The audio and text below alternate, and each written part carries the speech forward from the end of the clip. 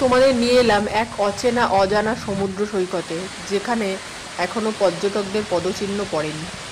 দেখতেই পাচ্ছ পুরো ভার্জিন সি বিচ। এর নাম এডওয়ার্ড ক্রিক। দেখো, একদম মানে কি বলবো, একদম neat and clean virgin beach যাকে বলে। অসাধারণ, সত্যি অসাধারণ। এরকম বিচ দেখা সত্যি ভাগ্যের ব্যাপার। এবার তোমরা দেখে নাও এই বিচটার এক্স্যাক্ট লোকেশন কি। এই ইয়েলো সার্কেল করা অংশটা দেখো, সমুদ্র কিরকম জোয়ারে উত্তাল হয়ে রয়েছে, আস্তে আস্তে ভাটার দিকে যাচ্ছে। আমরা দেখতে পেলাম কিছু লাল কাঁকড়া, তার ভিডিও তুলে নিলাম। খুবই চঞ্চল এই লাল কাঁকড়াগুলো।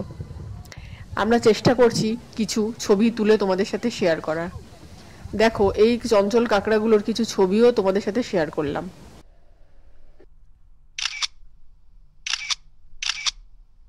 দেখো, আবারও তোমাদের জম্মুদ্বীপ দেখাতে নিয়ে এলাম। এর আগেও তোমাদের কার্গিল বিচ এবং ফ্রেজারগঞ্জ থেকে তোমাদের জম্মুদ্বীপ দেখিয়েছি।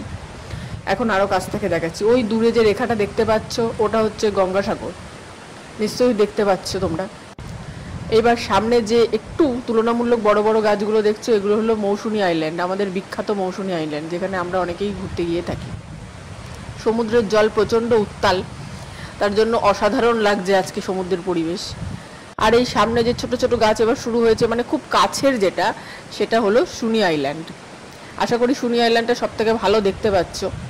এখানেই ফ্রেজারগঞ্জের ফিশিং হারবারের যে জেলেরা এখান থেকেই মাছ ধরে, এবং কিছু কিছু ওদের গ্রামীণ রাখালরা গরু চড়ায়।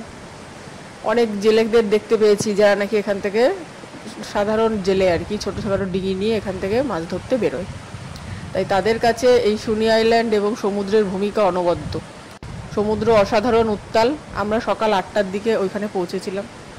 পৌঁছে প্রথমেই দেখলাম বিস্তীর্ণ সবুজ মাঠ, যেটাকে এক প্রকার ভ্যালি বলা চলে। এটা পাহাড়ে হলে এটাই ভ্যালি হতো। তোমাদের যেটা বলেছিলাম রাখালরা গরু চড়াতে আসে, এই পোর্শনেই গরু চড়াতে আসে। এবার আমরা কিছু ছবি তুলে নিলাম। দেখতে থাকো, আমাদের সাথে থাকো, ছবিগুলো দেখো।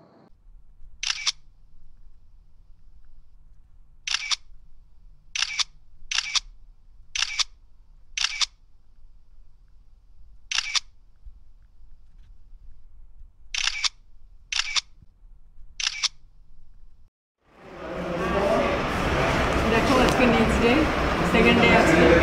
আজকে আমরা লাঞ্চ করতে চলে এসেছি। এই যে দেখো, চিকেন, মাছ, ভাত, সবজি, ভাজা, আর হলো ডাল।